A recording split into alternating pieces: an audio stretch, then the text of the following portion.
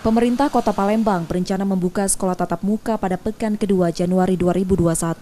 Namun masih melalui kajian sebelum benar dibuka, Pemkot Palembang berencana melakukan simulasi pada pekan pertama Januari 2021. Simulasi dilakukan terkait pemenuhan standar protokol kesehatan.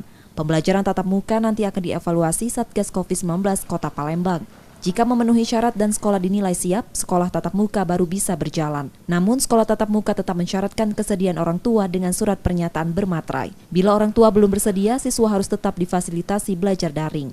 Saya minta waktu 1 minggu pertama, itu persiapan. Lalu 1 minggu berikutnya baru anak mulai masuk sekolah.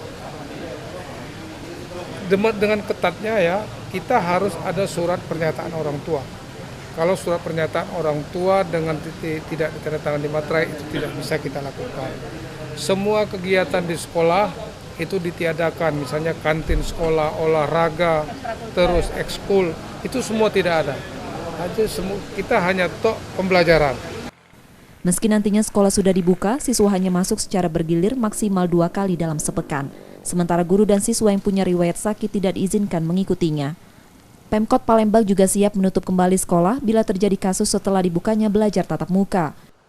Rizky Nurmizan, Kompas TV Palembang, Sumatera Selatan.